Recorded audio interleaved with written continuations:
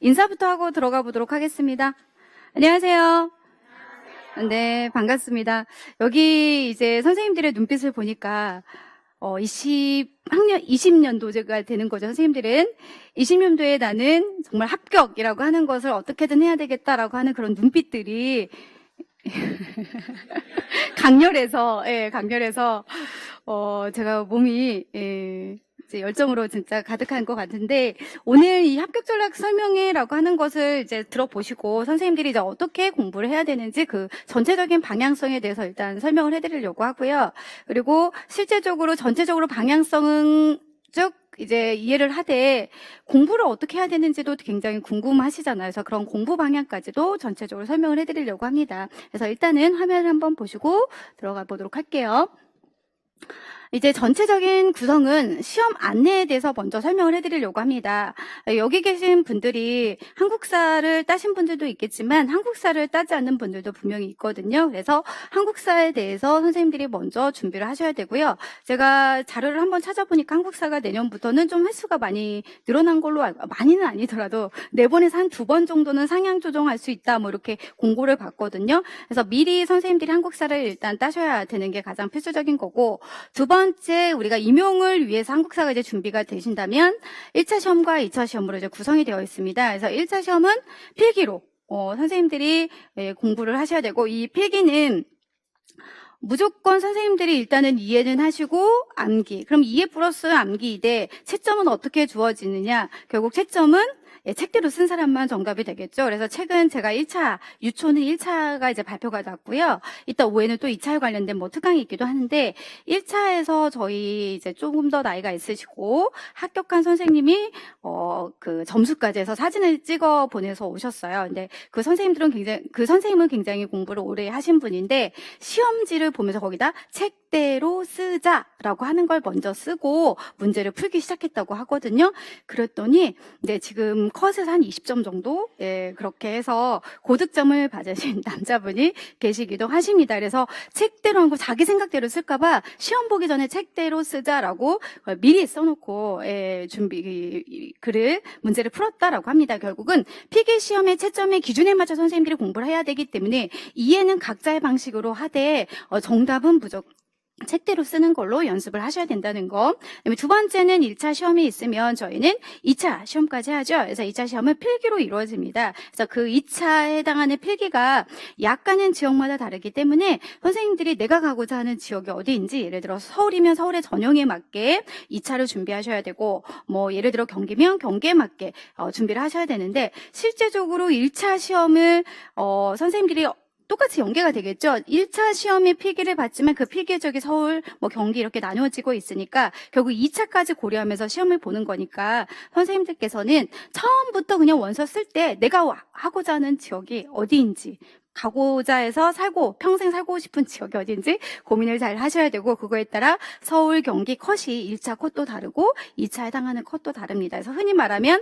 나중에 최종 합격이 이제 발표가 나면 정말 지역운이 있었다, 지역운이 없었다, 뭐 이런 얘기들도 이제 하기도 하거든요. 그래서 지역 선택을 좀 더 고려해서 해야 되는 것도 있습니다. 참고로. 그래서 이거에 대한 시험 안내를 해드릴 거고, 두 번째 시험의 경향이 있습니다. 시험의 경향은 경쟁률을 일단 살펴봐야 되거든요. 근데 올해 역대 최저라고 해야 될 것 같습니다. 그래서 정말 운이 타고난 해라고 얘기할 정도로 유아, 초등, 중등의 경쟁률이 굉장히 낮았고요. 특히 역대 우리가 특수, 제가 강사한 이래로 가장 최고로 많이 뽑았던 해이기도 합니다. 근데 그런 전망이 내년에도 있을 거라고 얘기를 하니까요. 이따가 또 경쟁률도 한번 살펴보도록 할 거고, 두 번째는 이 경쟁률은 있지만 이 경쟁률에 따라 시험의 전형들이 유아, 초등, 중등 약간씩 다르거든요. 그래서 유아는 또 유아에 맞게, 초등은 초등에 맞게, 중등은 중등에 맞게 기출문제가 어떻게 출제가 되는지 약간의 샘플링 정도만 한번 살펴보도록 할 거고요. 그리고 기출문제는 어떻게 분석하는지에 대해서 조금 더 설명을 해드리도록 하겠습니다. 그러면 이러한 시험의 경향에 맞지 의 공부는 어떻게 해야 되냐. 대부분 1, 2월 달에는 좀 틀을 맞춘다고 하거든요. 그 틀이라는 것은 내 머릿속에 도식을 한다라고 얘기를 하거나 아니면 뭐 예를 들어 구조화 이런 얘기를 많이 해요. 그래서 뼈대를 잡는다라고 했기 때문에 조금 더 세세하게 공부하기보다는 큰 틀로 우리가 핵심 키워드 위주로 공부를 대부분 1, 2월 달에는 잡는 도식화에 관련된 것이 되어야 그 도식화를 뻗어서 세부적인 기출문제가 어떻게 나왔는지 분석하는 것들도 플러스 확장하는 개념까지 흔들리지 않거든요. 그래서 굉장히 공부 방향에 있어서 도식화는 너무너무 중요하다. 뭐 이런 것들을 간단하게 말씀드릴 거고요. 그다음에 이제 강의 계획은 제가 어떻게 이제 내년에 커리큘럼을 할 건지에 대한 간단한 안내가 있기도 합니다. 그다음 이제 그럼 아까 저희가 시험 안내 중에서 한국사가 있다라고 했는데 한국사는 보니까 일단은 늘어난 횟수의 날짜별로 제가 간단하게 해놨는데요. 제가 들은 바로는 그래도 상반기 때는 조금 더 문제가 좀 쉬운 편이라고 얘기를 들었거든요. 하반기 때 할 생각은 절대 하지 마시고요. 일단 시간 있을 때 상반기 때 한국사는 반드시 따셔야 되고 왜 이걸 따야 돼요? 라고 하지만 임용 점수 아무리 합격해도 일단 한국사 자격증이 없으면 임용 합격이 안 된다는 거죠. 그래서 일단 필수적으로 가지고 있어야 되는 조건이라는 거. 그 다음 아까 말씀드린 대로 시험 안내에 대해서 잠깐 이제 우리가 했던 것들을 구체화를 한번 해보도록 할 건데 여기 있는 선생님들이 유아도 있을 거고 초등도 있을 거고 중등도 있잖아요. 근데 유초와 중등의 시험의 경향은 약간 차이가 있습니다. 그중에서 먼저 유아와 초등 같은 경우에 1차 시험은 교직 논술이라고 하는 걸로 이루어져 있고요. 교직 논술은 9시에서 그 다음에 10시 딱 1시간 정도 선생님들이 한 문제를 놓고 풀도록 할 건데 그 한 문제를 놓고 푸는 이 과정이 점수 배점이 20점 정도가 되거든요. 그래서 20점 정도 되고 실제적으로 지금 19, 20학년도 교직 논술, 유아와 초등은 같은 패턴입니다. 그래서 살짝 용어만 바뀌어 있지, 같은 패턴으로 이제 문제가 나온다는 건, 실제적으로 그냥 찾고 근거 쓰고 이런 것들이 어렵게 출제가 되진 않고요. 쉽게 점수를 주려고 하는 그런 패턴이고 실제적으로 1차 시험을 봤던 저희 이제 학생들 교직 논술을 물어봤더니 약간 유아는 굉장히 고득점들이 많았고요. 그러니까 유아는 좀 더 후하게 준 것 같아요.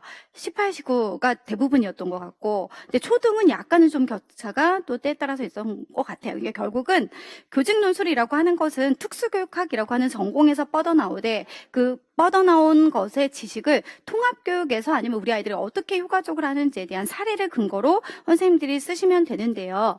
여기 있는 이 교직 논술이라고 하는 것이 20점이라고 했기 때문에 절대 소홀히 하지 않되 이 교직 논술이 약간은 이제 선생님들이 볼 때는 답안지를 작성하는 게 틀려졌거든요. 달라졌기 때문에 그거에 대한 것도 이따가 추후에 다시 한번 공지를 하도록 하겠습니다. 그래서 일단 교직 논술을 선생님들이 준비를 하셔야 되고 그 다음 교육과정 A와 교육과정 B로 이루어졌는데요. 교육과정 A라고 하는 것은 중간에 뭐 답안지 걷고 쉬는 시간 플러스 뭐 하되 10시 40분부터 시작을 해서 11시 50분, 70분 정도 본데 8문제가 주어집니다. 그리고 8문제가 주어지는데 이 8문제 안에서는 흔히 말하는 전공이 특수교육학도 있고 혹시 특수교육 교육과정이라고 하는 거 들어보셨나요? 네, 특수교육 교육과정이라는 교육과정 문제도 있고 그리고 장애인 등에 대한 특수교육법이라고 하는 것도 있고 플러스 또 유아 같은 경우는 일반 유아 문제 같이 있고요. 초등 같은 경우는 초등 문제가 같이 있는 추세로 8문제가 나옵니다. 교육과정비도 역시 똑같이 8문제로 해서 총 16문제로 출제가 되고 여기에 해당하는 것은 각각 40점, 40점에서 총체적으로 이제 총점은 100점 만점에서 선생님들이 1차 시험을 이제 점수가 주어지는데 올해는 약간 양극화라고 표현을 할 것 같아요. 유아 같은 경우는 너무 쉬워서 정말 너무 쉬워서요. 컷이 보통 73, 75 뭐 이렇게 됐었고요. 그러니까 올해가 가장 점수가 높았던 해인 것 같아요. 그만큼 문제가 쉬웠던 거.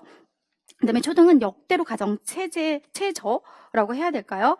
예, 그래서 초등 같은 경우는 최근 몇 년 동안 쭉 문제 유형도 그렇고 아니면 수준도 그렇고 가장 좀 어렵게 나온 해였던 것 같습니다. 그래서 평균이 약간 지역마다 다르긴 한데 50점대 후반 정도로 나왔어요. 그러니까 100점 만점에 50점대 후반이라는 건 그만큼 문제의 난이도가 좀 더 높았다라고 하는 걸로 생각을 하시면 될 것 같습니다. 이렇게 해서 이제 주어지는 게 1차 시험이고요. 그 다음에 이제 넘겨서 잠깐 볼까요? 넘겨서 보시면 이제 중등 잠깐 말씀을 드리도록 하겠습니다.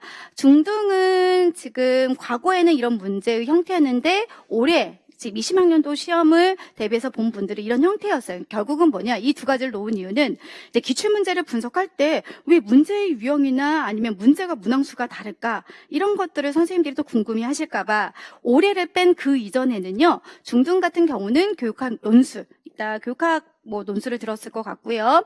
그런 전형은 똑같고 전공 A와 전공 B로 이제 나뉘어지고 있고요. 90분씩 수업이 이제 시험을 보시는 것으로 이루어졌는데 그 전에는 기입형 8문제, 즉 단답형으로 쓰는 게 있었고 서술형 6문제에서 총 40점 만점으로 출제가 되었었고 그 다음에 90분 해당하는 3교시에서는 서술형 5개, 그다음 2문제, 그리고 5문제에서 하나는 4점씩, 2문제는 5점씩. 그리고 논술 문제가 포함이 되어 있었거든요. 그래서 선생님들이 19학년도 대비까지 쭉 기출문제를 보면 중등이지만 전공에 관련된 논술 문제가 있었는데 그러니까 올해 시험을 봤던 분들은 전형이 이제 바뀌었습니다. 바뀌었기 때문에 논술 문제를 굳이 준비하진 않으셔도 되고요. 교육학은 똑같이 있고 전공 A와 전공 B를 보시면 기입형 4문제, 서술형 8문제, 기입형 4문제로 이제 문항수가 줄어들었죠. 그래서 기입형 같은 경우는 보통 2점의 배점으로 주어져서 간단하게 쓰는 문제에서 8점으로 이제 나와 있고요. 서술형 같은 경우는 4점씩입니다. 그래서 모든 서술형이 아까는 5점도 있다라고 했고 했는데요. 최근에는 다 4점씩 이제 주어졌기 때문에 4를 곱하시면 32점 만점으로 출제가 됐고 3교시 같은 경우는 또 역시 기입형에서 단답형이 3교시에도 있습니다. 그래서 2문제가 출제가 되고 서술형은 9문제인데요. 결국은 과거의 시험보다는 문항수가 굉장히 많아진 거거든요. 문항수가 많아지다 보니까 기존에 출제가 되지 않았던 부분도 당연히 나올 수 있다라는 거고 실제적으로 올해 중등 선생님들은 기존에 출제가 많이 되지 않는 부분도 나왔는데 이제 중등의 경향은 또 역대 또 최고로 쉽게 또 문제가 출제가 된 것 같아요. 역대라고 표현하기는 좀 그렇게 치면 저는 굉장히 좀 너무 쉽게 나왔다라고 하는 정도로 느꼈는데요. 문제가 쉽게 나왔다라고 하는 걸 느끼는 이 강도가 너무 차이가 난 게 그 전에는 또 역대 가장 어렵게 문제가 출제가 됐습니다. 그래서 작년 같은 경우는 너무 문제가 어렵게 출제가 돼서 꽈락이 굉장히 많아서 채점을 여러 번 했다는 얘기를 들었거든요. 그런 또 논란이 여러 가지 있다면 그 다음에는 좀 쉽게 나와요. 그런데 저희가 생각했던 수준보다 너무 또 쉽게 문제가 출제가 되었다는 거죠. 그래서 유아의 수준으로 평균이 오를지 안 오를지는 잘 모르겠지만 왜냐 아직 발표가 안 났거든요. 그래서 중등 같은 경우는 12월 말일 정도에 저희가 1차 시험 발표가 나기 때문에 그때 이제 컷을 보면 굉장히 문제가 쉬웠구나. 그래서 이렇게 평균이 올랐구나. 그럼 내년에는 어려워지겠다라고 해서 선생님들은 중등, 여기 있는 선생님들은 중등을 공부하실 때는 조금 더 심한 난이도 있게 이제 좀 더 공부를 하셔야 되는 게 경향이라고 보시면 되겠습니다. 이렇게 해서 각각 40점, 40점, 80점 교육학 20점 해서 이제 합격으로 이루어지는 시험이다라고 보시면 되겠습니다.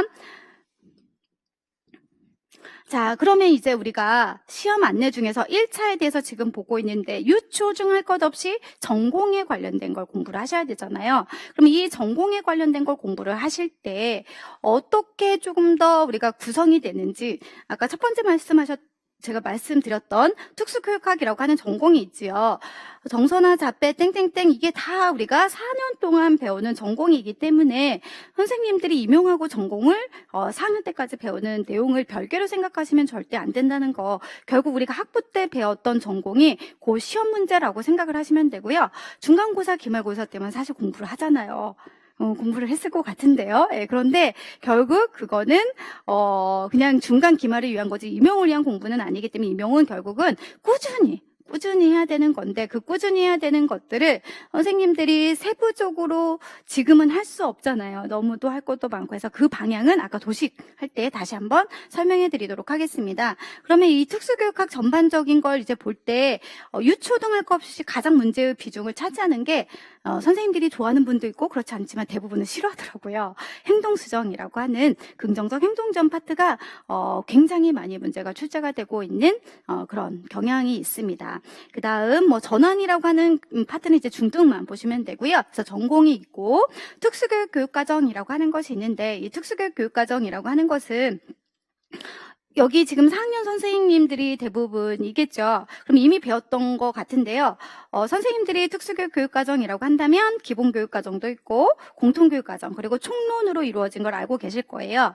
그러면 유아 같은 경우는 특수교육 교육과정이라고 하는 걸 따로 공부할 필요는 없고요. 유아는 하지 않으셔도 되고 초등 선생님들은 이 특수교육 교육과정이 역대 또 최고로 많이 출제가 된 핵이기도 해요. 그러면 총론이라고 하는 파트는 당연히 세부적으로 무조건 다 암기라고 하거든요. 암기를 토시 하나 틀리지 않고 대부분 공부하시고요. 그리고 기본교육과정이라고 하는 것은 이미 초등 선생님 혹시 초등 강의를 들어본 분도 있고 그렇지 않은 분들도 있겠지만 일반 초등교과에서 국어, 사회, 수학 1, 2학년, 3, 4학년 이런 거 들어보셨죠? 그렇게 구성이 되어 있는 게 또 기본교육과정이거든요. 그래서 기본교육과정에 해당하는 교과의 중요한 부분들을 또 공부하셔야 되고 또 공통교육과정이라고 하는 게 있어요. 그래서 공통교육과정이라고 하는 것은 일반 아이들 속의 통합교육 안에서 시각, 청각, 지체장애안을 위한 아이들의 교수 방법 및 평가 부분이 들어가는데요. 초등은 이 특수교육 교육과정의 비중이 굉장히 많이 차지하고 있다. 하지만 중등은 또 약간 다르거든요. 중등은 나오는 부분들이 있습니다. 그래서 실제적으로 20학년도 이제 이따가 문제를 한번 보겠지만 20학년도 문제에서는 한 번도 출제가 되지 않았던 과학이라고 하는 교육과정에서 문제가 출제가 되기도 했었거든요. 그럼 거기까지 공부해야 될까요? 대부분 그렇지는 않습니다. 왜냐? 누구나 틀린 거에 신경을 쓰진 않고요. 중등은 특히 이 특수교육학에서 차지하는 비중이 굉장히 높기 때문에 이것의 비중을 훨씬 더 높게 공부하시고 특수교육 교육과정이라고 하는 것은 총론이라고 하는 거 아니면 나중에 뭐 예를 들어서 진로직업 뭐 이런 교과에 중점적으로 공부하시기도 하니까요. 이따 경향은 또 약간씩 차이가 있는 걸 기출문제를 보면서 또 설명해 드리도록 하겠습니다. 장애인 등에 대한 특수교육법이라고 하는 법도 이제 공부를 하셔야 된다고 말씀을 드렸는데 이 장애인 등에 대한 특수교육법은요. 실제적으로 지금 공부를 하고 계시진 않죠. 예, 내년에 바뀐다는 얘기가 있어서 그래서 확 바뀌지는 않고 부분적으로 아마 개정이 될 부분들이 있을 겁니다. 그래서 실제적으로 공부의 비중은 특수교육학, 특수교육과정보다 양은 굉장히 적거든요. 적은데 여기에서 내가 적기 때문에 소홀히 하면 이것 때문에 떨어지는 합격을 하지 못하는 그런 아쉬운 부분들 선생님들도 분명히 있더라고요. 그러니까 이 교육과정 여기 있는 장대법은 대부분 1조에서 38조까지 다들 그냥 암기를 하십니다. 근데 이거는 굉장히 분량이 제가 적다고 말씀을 드렸거든요. 그래서 분량이 적기 때문에 이거 공부하다 보면 뭐 이 정도는 쉽게 또 공부할 수 있는 수준으로 올라갑니다. 네, 올라갑니다. 걱정하지 않으셔도 돼요.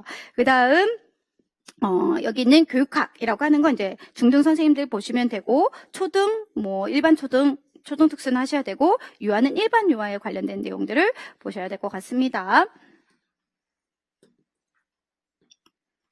자, 그 다음에 이제 2차는 아까 잠깐 이제 말씀드린 대로 1차가 끝나고 나서 1차 합격하신 선생님들은 2차를 보셔야 되는데, 교직 적성의 이제 면접이라든지 지도안이라든지 수업 시험은 이렇게 이루어지고 있죠. 그래서 이거를 지금 이제 미리 조금 더 구체적으로 말씀드리는 이유는 나중에 내가 1차 시험을 어디서 볼 건지를 고민을 하셔야 된다는 거. 1차 시험을 서울로 보실 분들은 서울에 맞는 뭐부터 먼저 봐야 된다? 2차를 먼저 확인하셔야 돼요. 2차를 먼저 확인을 하셔야 서울을 보셔야 됩니다. 왜냐? 면접, 지도안, 수업 시간의 배점의 비중이 지역마다 다르거든요. 그래서 면접에 관련된 게 조금 더 내가 자신이 있다라고 한다면 면접의 비중이 높은 곳으로 보시면 되고, 그다음에 지도안 작성하는 게 내가 굉장히 힘들어나 하기 싫어하면 지도안 요즘에 없는 지역도 굉장히 많거든요. 그래서 지도안 없는 지역으로 또 보시면 되거든요. 지도안 없는 지역이 경기. 뭐 예를 들어 전남, 충북 요즘에는 많이 지도안이 또 없어지기도 해요. 그래서 지도안 쓰는 게 어려운 분들은 그렇게 또 지역을 선택하시면 되고 수업 시험 비중은 어느 지역 할 것 없이 요즘에 비중이 굉장히 높아지고 있습니다. 그래서 수업 시간의 비중이 또 나는 남들 앞에 가서 이제 또 수업 시간을 하는 게 부담스러운 부분들은 또 최소한 또 이제 할 수 있는 부분이 이제 점수가 적은 곳, 뭐 이런 곳에 찾으셔야 됩니다. 그래서 특히 이제 강원도 같은 경우는 면접의 비중이 굉장히 높고 지도안은 없지만 수업시험 이런 게 또 전형이고 서울 같은 경우는 면접, 지도안, 수업시험. 근데 이제 이 면접 같은 경우도 특수에서 나오진 않고 또 일반 거 섞기도 하고 서울은 또 그렇거든요. 예, 그런 것들의 특성들, 경기 같은 경우는 면접도 있고 지도하는 없고 수업 시간도 있지만 플러스 집단 토의라고 하는 것과 수업 나눔 해서 4개 정도 또 비중을 차지해서 2차를 준비하셔야 됩니다. 그래서 1차를 선생님들이 준비 이제 하시는 필기를 공부하실 때 내가 갖고 싶은 지형의 전형들을 쭉 교육청마다 좀 여유가 있을 때 한번 보시고 거기에서 내가 1차 시험 어디에서 볼 건지를 좀 정하셔야 나중에 원서 쓸 때 좀 흔들리지 않고 고민하지 않는 시간을 좀 가질 수 있을 것 같아요. 그래서 2차가 왜 이렇게 비중이 중요하냐. 1차를 못 보더라도 2차에서 만회할 수 있는 기회가 충분히 이것도 이제 100점 만점이에요. 100점 만점이다 보니까 1차를 못 보더라도 2차에서 내가 뒤집어서 합격할 확률에 있는 점수 그것도 굉장히 높고요. 아무리 1차가 높더라도 2차를 소홀히 하면 떨어지는 선생님들이 굉장히 많고 실제적으로 뭐 작년에 저희 학생들 컷이었는데 붙은 학생들도 많고요. 10점 이상 높았는데 떨어진 선생님들도 많고 이 격차가 굉장히 높기 때문에 지역을 일단은 나에 맞는 지역을 좀 선택을 하시는 게 굉장히 중요하다라고 보시면 되겠습니다. 자, 그러면 이제 시험 경향인데요. 선생님 시험 경향을 잠깐 보기 전에 오늘 받으신 자료가 있으시죠? 그 자료 중에 제가 혹시라도 이제 TV 선생님들이 되실 것 같아서 페이지 잠시만요. 잠시만요. 뒤에 한번 가보도록 하겠습니다. 74쪽에 보시면 특수교육학에 관련된 강론 서적이 있거든요. 있죠? 예, 강론 서적이 있으니까 내가 1차 시험을 공부를 하되 어떤 것들 위주로 시험 문제가 많이 출제가 되는지 잠깐만 한번 이 프린트 받으셨나요? 아, 못 받은 선생님들 계세요? 네, 그러면 선생님 잠깐만 PPT를 PDF를 보셔야 될 것 같아요. PDF 보시면 쭉 한번 넘겨볼까요? 제가 이렇게 넘겨도 될까요? 네, 넘겨서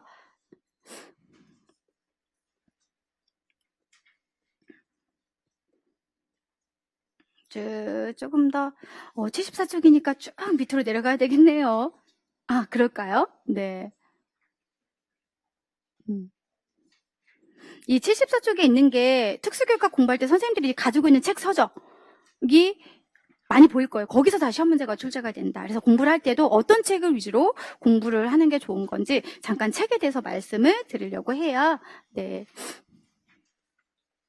자, 보면 선생님 특히 이제 정서및 행동장애는 여기 있는 윤점룡 교수님 책에서 거의 시험 문제가 최근에는 출제가 되고 있습니다. 그래서 모든 학부생들이 아마 이 책으로 공부를 하고 있는 걸로 알고 있거든요. 그래서 여기에서 주로 최근에는 문제가 출제가 되더라. 자, 그다음 자폐 스펙트럼 장애는 약간 다른데요. 19학년도 같은 경우는 유초등 할 것 없이 여기는 자폐성 장애 학생 교육이라는 강론에서 다 출제가 됐어요.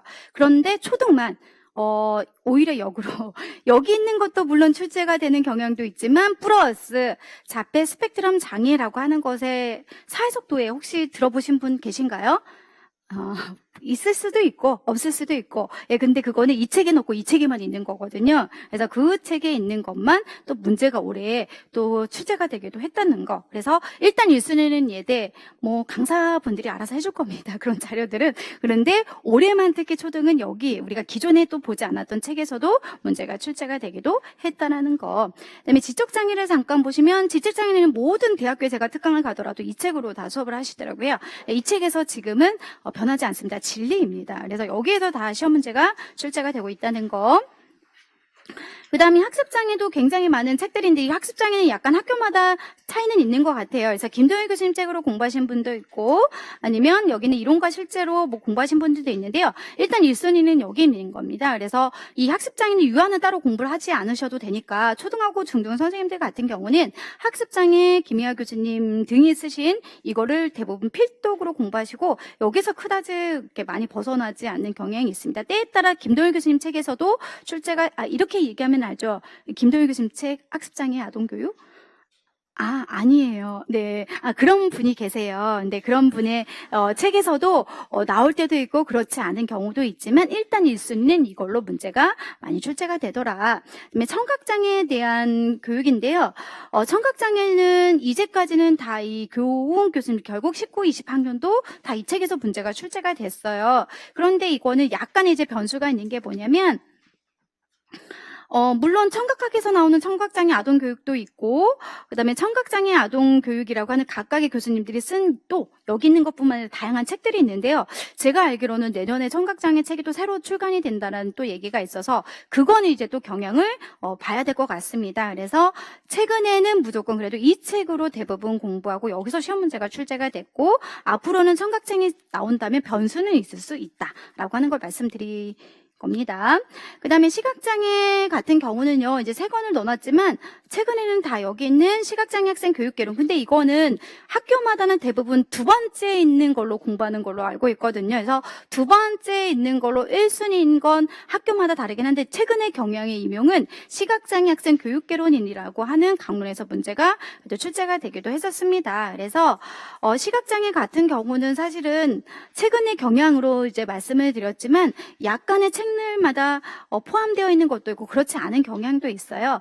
뭐 그러면 그것까지 우리가 어떻게 다 봐야 하지만 그것도 역시 강사들이 또 알아서 다 다른 거는 챙겨주겠죠. 네. 자, 그래서 책은 역시 앞에 있는 거다. 그 다음 행동수정이라고 하는 것을 보니까 대부분 모든 학교는 이제 이 책으로 공부하는 걸로 알고 있거든요.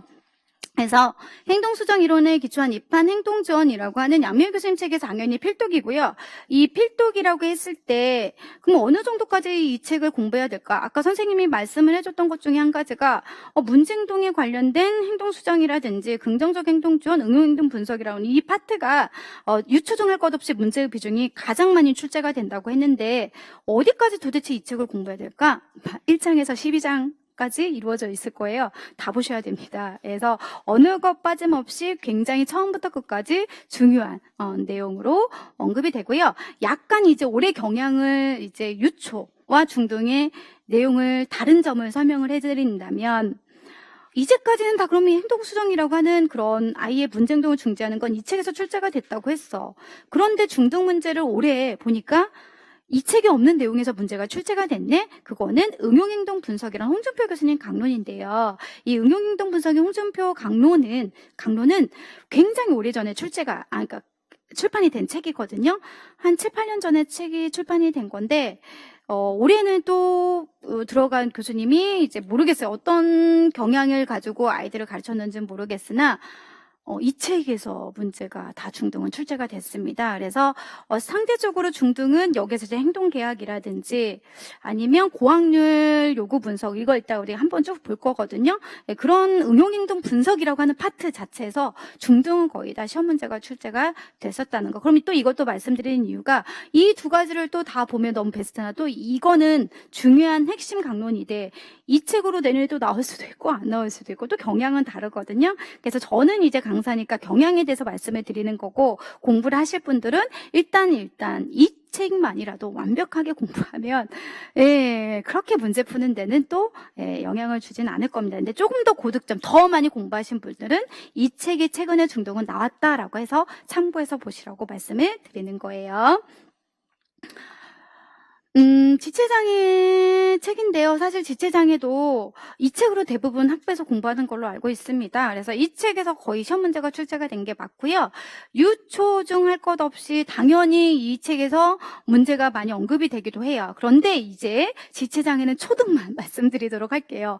초등만 또 다른 책에서 문제가 출제가 됐습니다. 그래서 올해 20학년도 초등 선생님들은 여기에는 없고 또 다른 이제 지체장애 학생 교육이라고 해서 정동훈 교수님이라고 나라사렛대 교수님이 쓴 강론이 있습니다. 거기에서 초등에서는 문제가 또 출제가 되기도 했었거든요. 그런데 그런 내용들도 어차피 여기에 또 겹치는 것들이 있으니까 선생님들은 1순위는 일단은 여기는 지체장애 학생 교육이라고 하는 거에서 또 정확하게 또 공부를 하셔야 되겠죠. 그 다음 의사소통 장애에 대한 설명이 대부분 이걸로 또 공부하실 거로 생각을 하고 있어요. 의사소통은 공 교수님 책으로 공부하시죠. 근데 이거에 대한 걸로 필독으로 공부를 하시는 건 맞대 중등 같은 경우는 약간은 좀 더 보충해서 공부하시는 경향이 많아요. 특히 이제 우리가 자바라에 관련된 부분은 김영태 교수님 아동 언어장애 진단 및 치료라고 해서 여기에서 이제 자바라에 대한 설명이 구체적으로 나오기 때문에 이걸 같이 중등은 또 겸용해서 보시기도 하더라. 그리고 실제 중등 문제는 의사소통 장애가 한 권의 책보다는 섞어서 같이 나오는 경향도 굉장히 많이 있었다는 거. 그다음 사전과 평가라고 하는 것이 있는데 사전과 평가는 대부분 특수교육 평가라고 하는 이승희 교수님 책으로 학부에서 공부를 할 거예요. 근데 지금 선생님들이 보는 2판과는 좀 다르죠, 표지가. 예, 3판이 나왔다는 내용이고요. 그리고 내용은 그다지 달라지진 않았지만 이 3판에서 말을 하고 그 내용으로 추가된 게 뭐냐면 위스크 4까지가 아마 이승희 교수님 책에 있을 거예요. 5가 이 책에 실렸고요. 실려져 있고 또 위스크 5라고 하는 거 자체가 실제적으로 올해 문제가 나왔으면 너무 베스트인데 올해 중등은 포로 문제가 출제가 됐어요. 그래서 그럼 포로 나왔다는 건 중등 같은 경우 아니면 유초 상관없이 비교하는 문제가 또 충분히 5가 있으니까 나올 수 있겠다라고 또 참고해서 보시면 되겠죠. 그래서 여기 있는 특수교육 평가라고 하는 것은 대부분 모든 학교에서 필독이고 이제 공학도 이 책으로 대부분 많이 하시죠? 낯설지 않죠? 우리가 공부하고 있는 게 다 임용에 나왔던 거구나. 중간 기말만 공부하지 말걸. 평소에 쭉 한번 읽어봤으면 조금 더 공부하기가 수월하겠죠. 네, 방학 때 또 그거 하시면 되죠. 네, 그래서 특수교육공학은 대부분 김용욱 교수님 책에서 이렇게 문제가 출제가 되고 있고요. 그리고 아까 제가 이제 특수교육 교육과정에 대해서 잠깐 설명을 해드렸는데 특수교육 과정은 초등, 중등 공부하는 영역이 약간 차이가 있습니다. 그래서 이건 이제 제가 간단하게 원본을 좀 편집한 그런 책이라고 보시면 될 것 같고요. 유아특수 선생님들은 유아특수 교육이 또 따로 있죠. 그래서 유아특수 교육개론 아니면 유아특수 교육에 관련된 서적을 제가 묶어서 또 편집한 내용이 있습니다. 그래서 유아특수 선생님들은 교육과정이 없는 대신에 여기는 유아특수 교육이라고 하는 것을 따로 또 공부를 하셔야 된다라고 참고해서 보시면 될 것 같고요.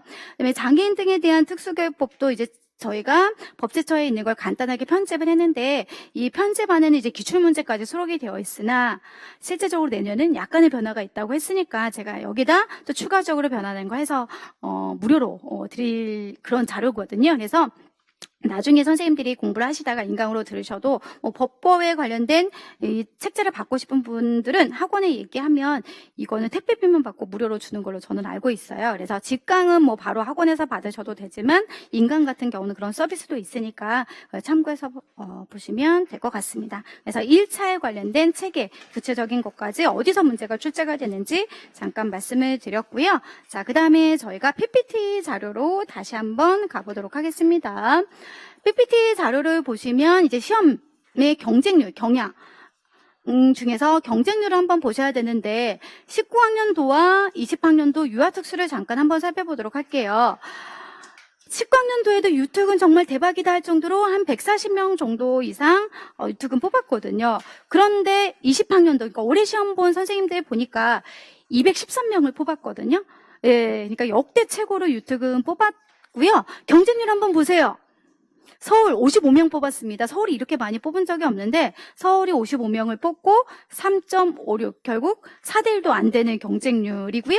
예, 경기도 한번 보시고 특히 인천 같은 경우도 각 지역마다 4대1을 넘지 않죠? 그잖아요. 대부분 세종만 한 명 뽑는데 6명 뭐 이 정도이고요. 다른 때는 대부분 4대1을 넘지 않고 특히 부산 같은 경우는 3대1 도 안 되는 그런 경향입니다. 그래서 유특은 복 받은 애라고 보시면 되겠습니다. 어떻게든 당연히 공부해야 될까요?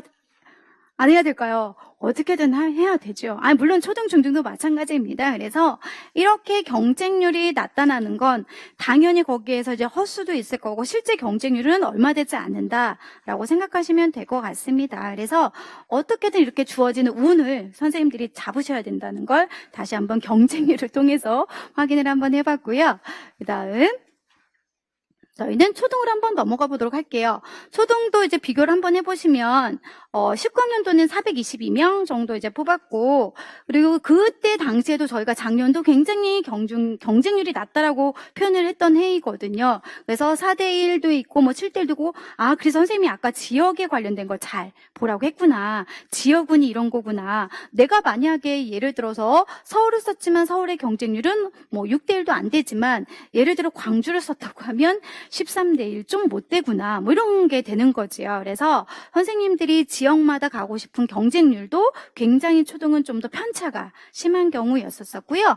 또 초등은 19학년도보다 20학년도 더 많이 뽑았습니다. 그래서 거의 600명, 599명 그러니까 600명 정도 뽑았다고 보시면 되고요. 이 600명을 뽑다 보니 그전보다는 경쟁률이 좀 낮아졌습니다. 그래서 서울은 4.1이 조금 높은 그런 컷이었고, 쭉 보면 결국은 선생님 강원만 7대1 정도가 되고 나머지는 대부분 4대1, 5대1을 넘지 않는 경쟁률 정도 수준으로 나왔다는 거지요. 근데 이러한 해가 뭐 내년에는 뭐 이렇게 주어지면 너무 감사하지만 그렇지 않을 수도 있고, 하지만 그래도 이제 분위기는 굉장히 좋은 것 같긴 하더라고요. 네, 그래서 결국은 초등 선생님들은 해야 되는 영역도 많고 하지만 왜 초등은 이렇게까지 많은 걸 해야 돼?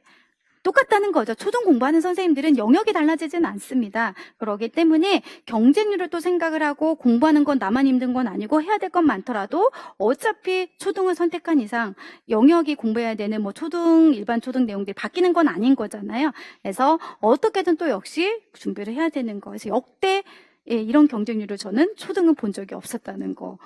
자, 그 다음 중등은 한번 이제 살펴보도록 하겠습니다. 중등 같은 경우도 계속 이제 분위기가 밝았거든요. 근데 중등은 상대적으로 유초보다는 경쟁률이 높아요. 경쟁률이 높다는 이유는요, 실제적으로 대학원을 해서 중등으로 이렇게 하신 분들이 많습니다. 그래서 학부는 중등특수교육과라고 해서 나오신 분들도 당연히 임용을 보지만 일반 국어, 사회 뭐 이렇게 해서 교원 자격증 있는 분들이 대학원을 이수를 하시면 특수로 자격이 주어져요. 그러다 보니 인원이 훨씬 더 많다는 거죠. 그렇기 때문에 유초보다는 경쟁률이 있다라는 거. 그래서 기본적으로 중등은 10대1이 들어가는 데도 있고, 광주 같은 경우는 19학년도에 24대1 정도 되는 경우도 있었었죠. 근데 선생님 이것도 그 이전에 비하면 너무 낮아 이렇게 표현했던 해이기도 합니다. 그리고 이제 20학년도를 보시면 여긴 뭐가 제가 숫자 이거 하나 잘못한 것 같습니다. 16 아닙니다. 그래서 6대1 정도예요. 그래서 경기가 역대로 가장 16 아닙니다. 아니에요. 네. 네, 그래서 이거 X고요. 그 다음에 역대 저희가 넘어갔네요. 아이고. 어떻게 됐지? 166명에서 경기가 이렇게 많이 뽑은 적이, 이제 물론 많이 뽑았는데 역대 또 경기가 가장 많이 뽑기도 했습니다. 그래서 경쟁률을 쭉 한번 살펴보시면 대부분 6대1, 7대1 정도, 그래서 그전보다는 훨씬 더 또 많이 낮아졌다라고 보시면 될 것 같아요. 그리고 제가 이제 들은 바에 의하면 요즘 이렇게 특수교사가 늘어나는 경향 중에 하나가 물론 이제 학급, 과밀학급도 있고 하는데, 실제적으로 장애 학생 여러 명을 교사 한 명, 물론 이제 보조 선생님이 계시긴 하겠지만, 예를 들어 이제 출장을 가거나 하면 아이들을 케어할 수가 없는 경향들이 굉장히 많이 있다라고 해요. 그래서 투 담임제를 실시하려고 하는 게 많습니다. 한 반에 담임이 2명인 거. 그러다 보니 3명, 그전에 뭐 6명에서 교사 담임이 1명이었다면 2명의 이제 담임이 되는 경향이 높아지고 있고요. 제가 실제 현직 교사들한테도 그거 받은 게 있거든요. 선생님, 이 지역은 이제 내년부터는 투 담임제 실시하려고 한대요. 라고 이렇게 가고 있어요. 그러다 보면 선생님들이 확실히 아이들의 질적인 교육도 될 수 있고, 우리 이제 특수교육과 입장에서는 굉장히 또 교사를 많이 뽑는 입장이니까 굉장히 긍정적인 방향으로 흘러가고 있다. 뭐 이렇게 얘기할 수도 있겠지요. 네, 그래서 실제적으로 그런 경향으로 학생들의 질적인 걸 많이 향상시키려고 정책들을 하고 있는 것 같아요. 그러다 보니 더 많이 뽑을 수 있다. 라고 하는 내용들이 나오고 있고요. 자, 그 다음에 이제 저희가 그러면 이제 경쟁률도 받고, 그럼 기출문제를 한번 쭉 살펴봐야 되는데, 실제적으로 이제 기출문제 샘플 PDF 자료 잠깐 한번 살펴볼까요? 앞으로 이제 가셔야 될 것 같습니다. 선생님들은 유아 교직 논술부터 한번 살펴볼게요. 유초중인데 유아고 나는 초등이니까 유아고 안 볼래 이렇게도 생각하면 안 돼요. 왜 이걸 유초중을 다 우리가 보셔야 되는지 이제 설명을 한번 해드리도록 할게요. 쭉 가보시면 선생님들은 이제 문제를 보셔도 되고요. 저는 하나 이제 샘플만 한 칸 넘기시면 이렇게 이제 넣어놨는데요. 교직논술 이번에 출제가 된 유아 문제예요. 유아 문제에서 특수교육학에 해당하는 자기결정 행동, 자기결정이라고 하는 것은 결국 혹시 이제 학부 때 공부하신 분들은 선택하기냐, 의사결정이 선택하기 기술, 아니면 의사소통 기술, 뭐 이런 혹시 생각나시나요? 그런 게 있거든요. 아무튼 그런 개념이에요. 그런 개념이에요. 그리고 이제 또래 교수. 에 관련된 내용이었고요. 그 다음 유치원 아이가 초등학교 갈 때 이제 어떻게 해야 될 건지 이런 논하는 문제였습니다. 그런데 이런 논하는 기본적인 개념도 있지만 대부분은 대화의 근거에서 근거하여 뭐 이런 내용들이 있거든요. 제시하고 뭐 근거하고 이런 게 있죠. 다 사례를 찾으면서 선생님들이 논술을 써야 되는 그런 문제였습니다. 그런데 이제 유초 같은 경우는 교직논술이 같은 패턴이기 때문에 여기 있는 자기결정이라고 하는 특수교과 개념하고 또래교수, 특학이라고 하는 전공에서 나온 거구나. 그럼 나머지는 다 사례를 찾으면 되는 건데 중등 같은 경우는 UI 이렇게 나왔기 때문에 중등에서 이런 용어들이 다시 한번 언급될 수 있는 거구나. 왜냐? 우리는 기출문제를 쭉 하다 보면 UI에 나왔던 게 초등에 나오고 초등에 나왔던 게 중등에 나오고 이런 경향이거든요. 그래서 선생님들이 기출문제를 나중에 분석을 하실 때는 유초중을 다 하셔야 돼요. 그리고 실제적으로 이제 교수님이 임용을 출제하러 가실 때 유아특수 교수님이 유아특수 문제 내는 경향도 있지만 대부분 그렇지 않은 경우가 많거든요. 초등 교수님이지만 유아 문제, 그 다음에 중등 교수님이지만 초등이지만 중등 이런 식으로 또 이제 가시면서 문제 출제가 돼요. 그러다 보면 우리는 결국은 특학이라고 하는 전공 안에서는 내용이 유아에 나왔던 거 초등, 중등 이런 경향들이 분명히 있겠구나라고 하는 것을 잡으시고 중등 선생님들은 여기 있는 개념들을 좀 더 확장해서 확실히 또 공부를 하셔야 된다는 거죠. 그렇게 해서 이제 쓰는 문제예요.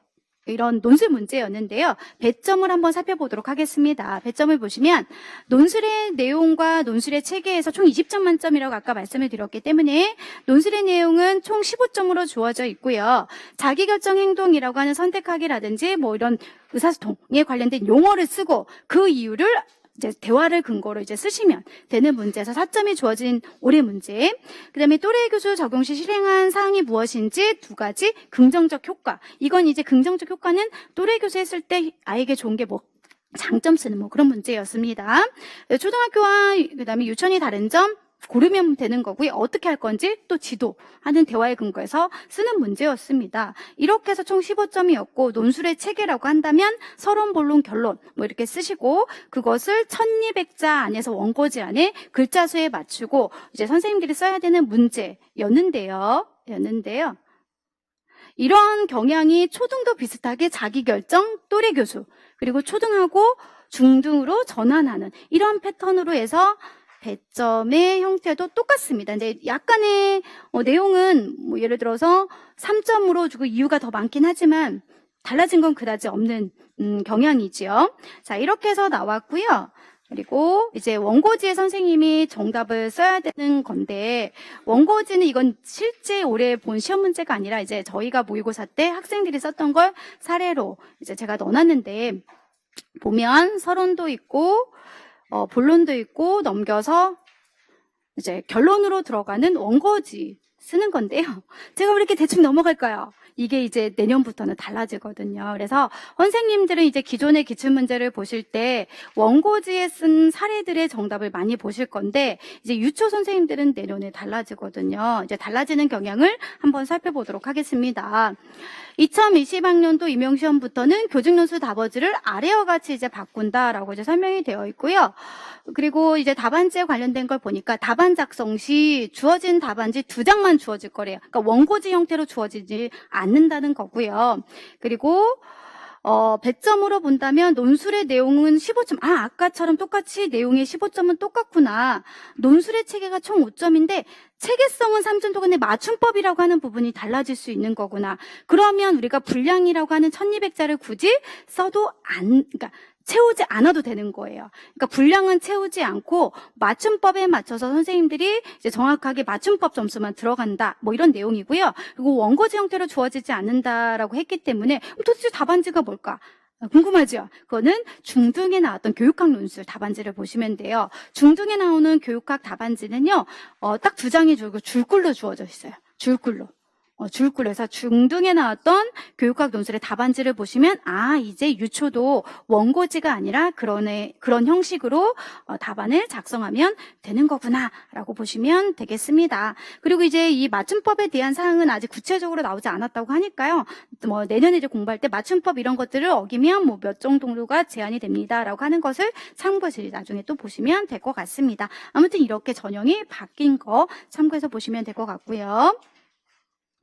그리고 이제 교육과정에 들어가는 유아에 올해 나왔던 1번 문제인데요.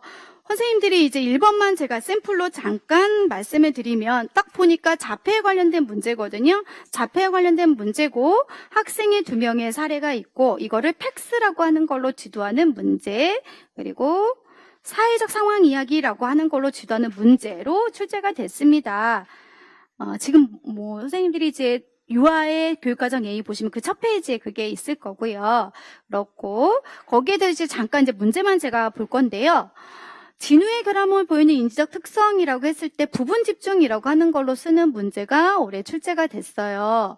이 부분 이제 부분 집중에 대한 설명인 거거든요. 그래서 전체를 보지 못하고 꼬리 어디만 작은 부분만 집중. 너무 답에 정답이 숨어져 있었었죠. 문제. 그죠? 여기 보면 부분에만 집중. 그래서 제가 아까 정답을 뭐라고 했어요? 정답 부분 집중이라고 했잖아요. 그렇게 해서 문제가 1번에 출제가 된 문제였고 A에서 지정 틀린 거 2가지 찾아 바르게 고쳐 쓰시오. 어로 이제 나오는 문제가 있습니다. 그래서 텍스에 하면 떠오르는 게 단계가 있을 거고 그 단계에 대한 문제를 쓰는 그런 특강 문제였습니다. 그 다음에 이제 보면 마음 그대로 마음의 이해를 상황 이야기에 해당하는 그런 전체적인 자폐 문제가 출제가 되는데 실제 시험 문제는 이렇게 자폐만으로 1번 문제로 전체적으로 나올 수 있지만 그렇지 않을 수도 있거든요. 근데 그런 것들은 저희가 제가 오늘 선생님들에게 문제를 냈기 때문에 쭉 한번 훑어보도록 할 건데 이걸 이제 알아야지 문제가 이렇게 복합적으로 나오는구나 라고 하는 것도 잡을 수 있을 거예요. 그래서 유특 선생님들 같은 경우는 제가 1번만 말씀드리지만 초등, 중등 선생님들은 나중에 뭐 해야 돼요? 유특에 이런 문제가 나왔으니까 초등, 중등 이런 개념들이 또 확장해서 나올 수 있겠구나라고 하는 걸 다시 한번 이제 상기를 시켜 보셔야 될 것 같고요. 제가 이제 잠깐 쭉 이제 넘겨서 보시면 특히 어디를 볼 거냐? 페이지 저희는 4쪽 4번 문제 유특 한번 볼까요? 유특 문제를 보시면 반가로 1번 문제가 걷기나 구부리기, 뻗기, 한발 뛰기 뭐 이런 지문의 사례가 있어요. 유특이라고 되어 있고 그죠? 유치원 교육과정 A라고 되어 있고요. 그 A의 4번 문제를 보시면 돼요. 그죠? 거기서 반가로 1번 문제가 기억. 그걸 제가 읽어드렸거든요. 이거는 일반 유아 문제예요. 그래서 특학이지만 일단 선생님들이 일반 유아도 같이 따로 준비하셔야 되기 때문에 이렇게 일반 유아 문제가 1번에 반가로 1번으로 나오는 경향이 있고요. 그 다음에 반가로 2번 같은 경우는 행동 연세에 대한 문제거든요. 그래서 과제 분석 행동 연세라고 했습니다. 그럼 그것은 무엇이다? 우리가 아까 얘기했던 응용행동 분석, 행동수정에 관련된 그런 개념이 섞인 문제구나. 그다음에 반가로 3번 같은 경우는 장애 이해 교육이라고 해서 그냥 일반적인 상식을 물어보는 그런 문제였습니다. 그래서 이렇게 복합적으로 섞이기도 하고요. 그 다음에 넘겨서 잠깐 또 볼게요. 넘겨서 보시면 6번, 7번 문제 있지요. 6번, 7번 문제. 특히 이제 6번부터 한번 볼까요? 6번 같은 경우는 그냥 전형적인 일반 유아 문제. 전형적인 일반 유아 문제. 그렇게 보시면 되고, 7번 같은 경우는 긍정적 행동 지원이라고 하는 문제인데요. 이 긍정적 행동 지원이라고 하는 문제가 유아 특수 교육이라고 하는 것과 섞여서 문제가 출제가 되기도 했습니다. 결국 이런 전공이라고 하는 교육과정 A에는 우리가 기존적으로 공부하는 특수교육학, 그다음에 유아 특수 선생님들이 일반 유아를 따로 공부하셔야 되니까 일반 유아 문제, 그리고 일반적으로 상식으로 물어보는 문제 다양하게 이제 출제가 되는 경향이구나라고 보시면 되고요. 그 다음에 저희가 초등으로 잠깐 이제 한번 살펴보도록 하겠습니다. 초등 같은 경우는 교육과정 A 1쪽에 1번을 보시면 이쪽에 1번을 보시면 가는 2015 개정 특수교육 교육과정 중 기본교육과정을 적용하는 땡땡학교 유람의 일부이고 라고 나왔죠. 기본교육과정? 아까 선생님이 특수교육 교육과정 중에 기본교육과정이라고 하는 게 있다라고 했는데 라고 하는 게 이제 떠올라야 되는 거고요. 2015 개정 특수교육 교육과정 중 공통교육과정, 아까 기본교육과정, 공통교육과정 뭐 이런 게 있다고 했는데, 그런데 여기는 교육과정 반가로 1번에서 반가로 4번을 보시면 결국 타이틀은 교육과정에 관련된 내용을 설명하고 있지만 문제는 총론이라고 하는 파트에서 문제가 출제가 된 거고요. 그리고 이런 총론에 해당하는 것들 중에서 반가로 1번, 반가로 3번, 반가로 4번 같은 경우는 많이 외우는 내용에서 출제가 됐어요. 근데 반가로 2번은 또 우리가 잘 안 보는 창의적 체험 활동 뭐 이런 부분에서 나오기도 했었습니다. 결론적으로 원래 이런 교육과정 문제는 처음으로 1번으로 나온 적이 없었어요. 거의. 근데 왜냐면 우리가 교육과정은 무조건 암기해야 되고 약간 부담스러우니까 유아 문제처럼 대부분 전공 문제가 조금 더 부드럽게 좀 흐르는 게 추세였었거든요. 그리고 대부분 총론 문제는 쉽게 나왔기 때문에 그냥 다 맞추는 문제였는데 갑자기 다 아는데 한 가지가 안 나오면 당황스럽다는 거죠. 그래서 이것 때문에 좀 흔들리는 선생님이 있었대요. 근데 넘겨서 보니까 또 우리가 싫어하는 공학 문제가 또 나왔대요. 초등은. 네, 그래서부터 계속 멘붕 뭐 이런 식으로 해서 초등은 아까 컷이 굉장히 낮았다고 했지요. 예, 그래서 보니까요. 이번에 특수교육지원센터의 공학기기 선정을 위해서 협의한 자료라고 해요. 그래서 보니까 지체장애 학생하고 시각장애 학생 이제 장애 영역이 복합적으로 나온 거죠. 그리고 특수교육 관련 서비스 뭐 이런 게 있습니다. 가 지문을 보면. 그리고 나에 해당하는 걸 보니까 각각의 공학에 대한 설명들이 나오거든요. 보조공학에 관련 키가드도 있고 뭐 트랙볼도 있고 외 접근성 뭐 이런 거 혹시 들어보셨나요? 그래서 장애 플러스 공학이 섞인 지문이에요. 근데 또 특히 초등은 여기까지 많이 잘 안 봐요. 왜냐면 공부할 게 너무 많으니까 실제적으로 가볍게 넘긴 부분에서 갑자기 이번에 6점으로 이렇게 문제가 출제가 됐으니까 또 멘붕이 왔다라고 또 말씀하십니다. 근데 이제 반가로 1번 같은 경우는 이제 공학에 해당하는 뭐 데이지 도서라든지 뭐 근거 쓰는 그런 문제였고요. 반가로 2번은 공학에 관련된 외 접근성, 반가로 4번은 3번은 장특법. 법이 이제 문제가 섞인 그런 형태라고 보시면 될 것 같습니다. 그래서 이 전체적인 내용을 봤을 때 6점 만점 받으신 선생님들은 많이 없었었어요. 예, 그만큼 나는 대부분 선생님들이 많이 공부하지 않은 지역에서 문제가 출제가 됐다는 거. 그리고 3번만 잠깐 이제 볼 건데요. 3번에 보시면 정서및 행동장애거든요. 정서및 행동장애인데 통합교육의 협동학습하고 이제 섞인 지문의 사례라고 보시면 되겠습니다. 그래서 가는 협동학습하고 품행장애 뭐 이런 거 들어보셨죠? 적대적 반항장애 그런 문제여서 간단하게 쓰는 문제였는데 나에서 또 멘붕이 왔대요. 나에서 보시면 12실 6세에서 18세에서 분석하는 거가 있는데 이런 분석하는 건 또 초등 선생님들은 잘 안 보시거든요. 오히려 중등 문제라고 생각하시고 중등 선생님들이 잘 보시는데 초등에서 문제가 나와서 역시 3번에서도 이 그림이 나와서 당황했다. 뭐 이렇게도 얘기하는 문제였습니다. 그래서 정서와 그래프 해석하는 그런 문제로 이제 출제가 됐고요. 잠깐 이제 저희는 이제 어디로 가볼 거냐면 물론 여러 가지가 있지만 7, 8번 한번 가볼게요. 7, 8번. 7, 8번에 보니까 사회라고 하는 과목하고 국어라는 과목이거든요. 그래서 초등 선생님들은 이제 기출문제를 분석을 하실 때 교육과정 A하고 B가 있다면 7, 8번 문제는 다 그냥 뭘로 생각하면 돼요? 일반 초등 문제로 생각하시면 돼요. 그런데 이런 일반 초등 문제가 딴 때보다는 좀 다른 경향으로 나와서 또 점수가 낮은 이유이기도 하거든요. 대부분은 일반 초등이라고 했을 때 가져오는 특수 쪽에 내는 문제는 예체능계가 굉장히 많았어요. 음악, 미술 뭐 이런 쪽이 대부분이었는데 여기 있는 사회하고 국어도 있고 또 교육과정 B를 보면 과학하고 수학 뭐 이런 게 나왔을 거예요. 주요 교과가 나왔어요. 근데 주요 교과는 또 선생님들이 또 공부하기 굉장히 힘들어하는 일반 초등 문제이기도 하거든요. 그래서 전체적으로 특수교육학도 잘 보지 않는 부분의 문제도 언급이 됐고 흔히 말하는 일반 초등 문제도 굉장히 어렵게 출제가 됐기 때문에 선생님들이 컷이 또 낮은 이유들이라고 또 많이 파악을 저희는 또 하고 있습니다. 그래서 초등 문제들은 이제 이렇게 대부분 출제가 되는 경향이다라고 보시면 되는데 중등은 또 약간 차이가 있거든요. 한번 또 저희는 그냥 중등까지 보고 들어가고 저희는 잠깐 쉬는 시간 갖도록 할게요. 중등 문제를 한번 살펴보도록 하겠습니다. 그럼 이제 유초 선생님들이 여기 있는 중등에 나왔던 개념들이 이제 어디에 나오는 거예요? 유초에 선생님들이 이제 공부할 때 응용될 수 있겠구나 이렇게 또 보시면 돼요. 1번 문제는 법에 대한 문제입니다. 그래서 대부분 법에 관련된 문제는 필수적으로 중등도 나오는 문제. 그래서 법에 관련된 거. 2번 문제는요, 교육과정 문제거든요. 기입형으로. 근데 이거는 누구나 안 보는 문제로 출제가 됐습니다. 누구나 틀리는 그런 부분에서 문제가 출제가 됐고요. 3번 문제 한번 볼까요? 3번 문제는 의사소통 장애에서 문제가 출제가 됐어요. 그리고 4번 문제는 지적장에서 문제가 출제가 됐어요. 자, 여기까지 보자마자 또 느끼는 게 있나요? 아, 중등은 섞어서 문제가 안 나온다는 거죠. 각각 전공에서 차지하는 특수교육과 이런 비중들이 굉장히 높다라고 보시면 되겠습니다. 그리고 이제 5번 문제를 보시면 저희가 자폐에 관련된 문제 4점짜리로 나오는 서술형 문제예요. 그래서 중등 이런 서술형 문제가 이제 많이 출제가 되는데, 각 학생에 관련된 건 마음 이론, 즉 마음 이론이라고 해서 다른 사람의 마음을 이해하지 못하는 거, 그런 결함에 대한 용어 많이 들어보셨죠? 그거와 파워카드 혹시 들어보셨나요?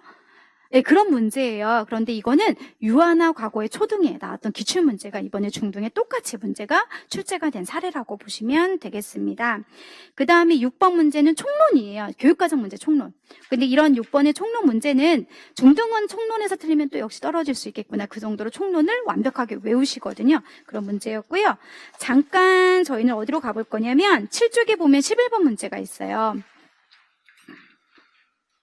11번 문제를 보면 고학률 요구 연속 방법 뭐 이런 게 있죠. 아, 이게 양명희 교수님 책에서는 분명히 못 봤을 겁니다. 선생님들께서. 근데 이거는 그럼 어디 책에 있는 거다? 네, 홍준표 교수님이 응용행동 분석이라고 하는 그 책에만 있는 거구나. 그래서 이것도 잘 보지 않은 책에서 나왔기 때문에 이 부분은 대부분 선생님들이 많이 틀릴 수 있겠죠. 하지만 이렇게 몇 개만 예, 어렵게 나온 거고요. 중등은 정말 또 쉽게 나왔습니다. 그래서 교육 전공비 잠깐 중등은 잠깐 또 볼까요? 전공비를 보시면